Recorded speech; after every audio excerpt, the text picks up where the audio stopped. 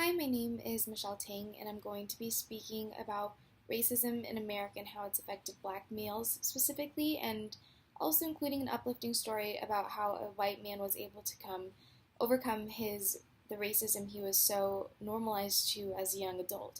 Hopefully, I will be learning ways to spread love and compassion in an effort to finally, once and for all, help get rid of racism.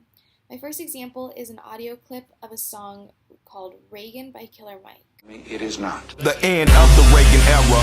I'm like Lemma 12, old enough to understand the shit had changed forever. They declared the war on drugs, like a war on terror. But what it really did was let the police terrorize whoever. But mostly black boys, but they would call us niggas and lay us on our belly while they fingers on their triggers. They boots was on our head, they dogs was on our crotches, and they would beat us up if we had diamonds on our watches. And they would take our drugs and monies as they pick our pockets. I guess that's the privilege of policing for some profit. But thanks to Reaganomics, prison turned to profits. Cause free labor's the cornerstone of U.S. economics. Cause slavery was abolished unless you are in prison. You think I ambush it and then read the 13th Amendment. Involuntary servitude and slavery it prohibits. That's why they give in drug.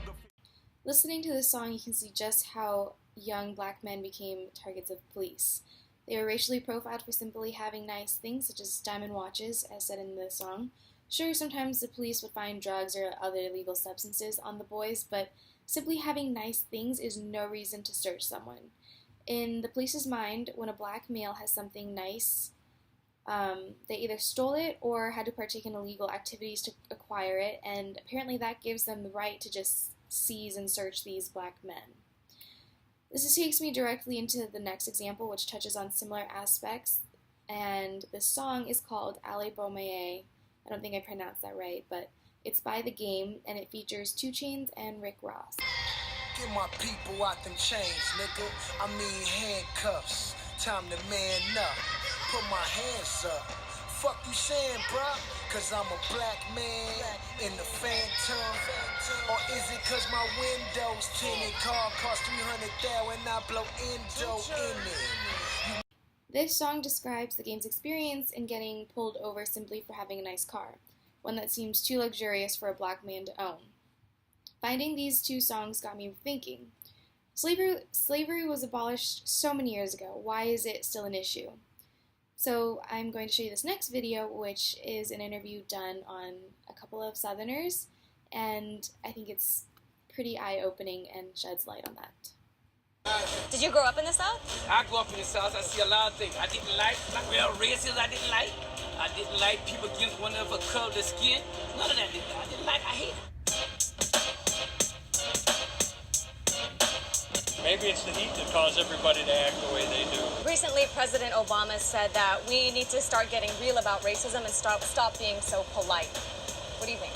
He needs to be a president and lead this country and not get involved in these type of issues. We made it to the State House in the capital, Columbia, where the Confederate flag is flying and debates are raging. So let's go talk to some folks. Is the South more racist? South ain't racist, no. If you ask most white people, how often do you think about race? They would say, I don't, right? So if you ask black people, how often do you think about race? I think most will say, every day. There's all black colleges, there's all black churches, and nobody complains. But if whites have all white college, all white church, they're racist. I think it comes from a history of the fact that they had to, because of segregation, they had to establish their own schools and churches. Yeah, African Americans. Well, that's true. And everybody got along good back then. Sorry, say that again. Just the segregation, everybody got along good. So it's clear that racism is still such a huge issue because white people just don't care how it affects them. One of the people interviewed said that, maybe it's too hot and people can't think, and that's okay to be racist, or that the president shouldn't focus on these huge issues like racism. He should be focusing on other issues. Racism is a pretty big issue, and it's pretty demanding. And, perhaps racism is still a thing because people simply just don't understand the fundamentals of racism. Back when slavery or actually even after it was abolished, segregation was huge. African Americans still had to create safe havens for themselves because they weren't allowed to go to the same churches as white people. They weren't allowed to go to the same schools. So they did create all black schools. And, when one of the guys being interviewed was told this, he was dumbfounded and said that everyone got along well then. How can someone say that to imply that segregation was a good option or that there wasn't any tension between white people and black people? It's just completely ignorant and completely wrong. So this brings me to my last clip, and it's kind of an uplifting one because I think that this whole presentation has been kind of very geared towards white people not understanding racism. Now, let me ask you something. How come black troops in World War II fought so miserably? They surrendered, they didn't fight very hard. He said, Frank, where'd you hear that? I said, my father told me that. Now, John could have said, your father's an idiot. If he'd said it, the conversation is over. I never would have gone anywhere. He didn't say that. He said, Franklin, I don't think you and I know enough about that to discuss it intelligently. Saved my face, saved my father's face. He said, but let me ask you something. You have anybody fight in World War II? I said, yeah, I had two uncles. One was in the Philippines. One was at Pearl Harbor when it was bombed. He said, is that right? He said, I did too. I had two uncles fight in World War II. I said, great. He said, you know where we eat lunch? I said, you don't eat with me. He said, that's right. My uncles and I,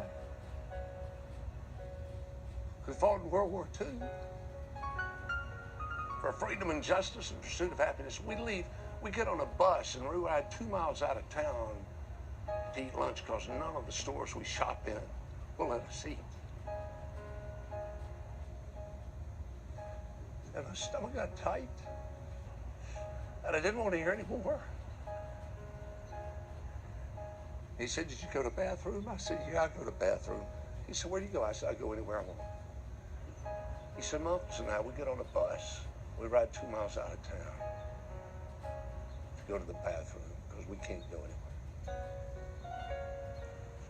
I listened for the rest of the 3 hours. When I got to the dorm, I lay down and cried. I sobbed for 3 hours. Next day I went in and talked to the dean of men. I said, it's crazy. So in this clip, a white man was given facts. Real facts from an African American who didn't have a political agenda. He's seen these injustices firsthand. He used real examples that weren't distorted by drama, and that's what got through to him. He was finally able to understand why racism was so bad, why segregation was awful. And, I believe that if schools showed these types of documentaries to students at a young age, they would grow up understanding and being compassionate, and, I feel like racism wouldn't be as big of an issue. These students would grow together. They would learn that racism just sucks.